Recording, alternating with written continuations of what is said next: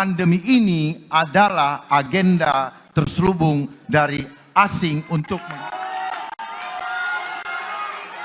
calon gubernur nomor urut 1 bertanya ke pasangan calon nomor urut 2.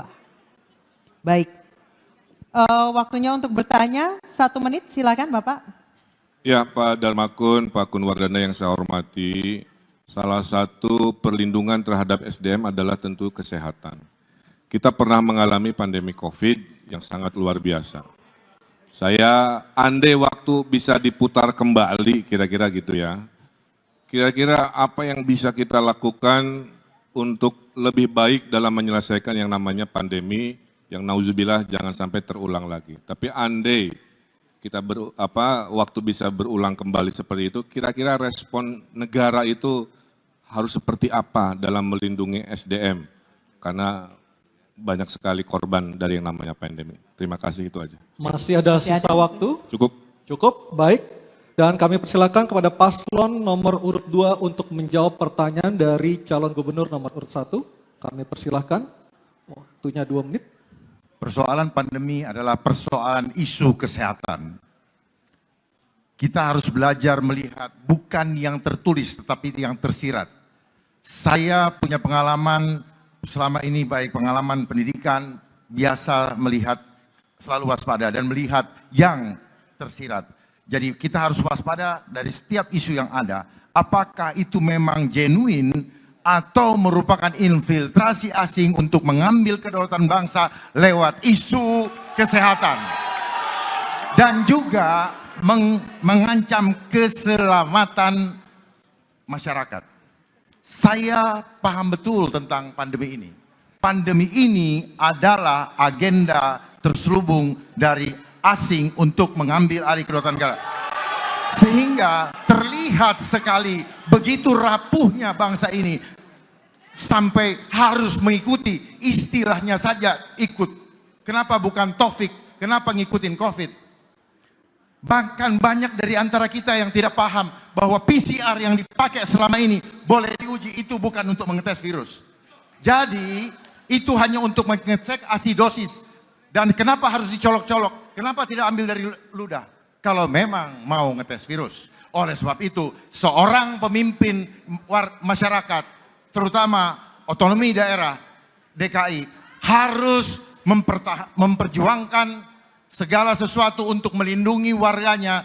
Jangan sampai gara-gara pandemi ekonomi hancur, dibiasakan online, UMKM hancur, dan kemudian rakyat ditakut-takuti. Bagaimana akan menuju ke kota global yang sejati kalau hati rakyatnya disakitin, pikirannya dirusak, dan badannya diracunin? Semua itu hanyalah omong kosong belaka. Mari sama-sama kita sukseskan program Jakartaku Aman karena indah adabnya. Waktu habis, terima kasih. Mohon tenang hadirin.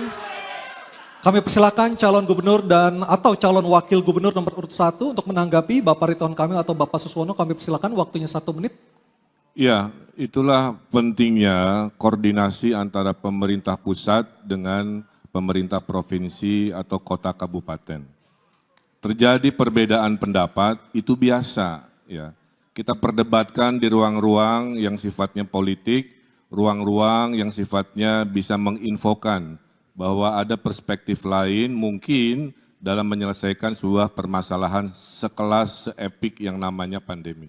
Tapi ujung-ujungnya pemimpin kalau sudah mengambil keputusan di level pusat, maka yang namanya gubernur harus taat. Maka yang namanya bupati, wali kota harus taat, karena dalam pengelolaan krisis memang harus satu komando.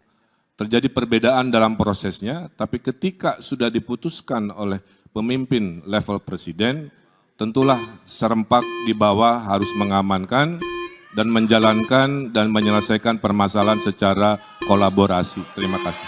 Baik, terima kasih. Kami silakan pasangan calon nomor urut 2 untuk merespon tanggapan dari pasangan calon nomor urut 1. Waktu Anda 1 menit. Oke, tenang dulu. Waktu Anda 1 menit, silakan Bapak. Solus populi suprema lex esto. Keselamatan rakyat adalah hukum tertinggi, bukan begitu Ibu Zuro? Oleh sebab itu, jangan adigium itu digunakan dengan cara yang terbalik.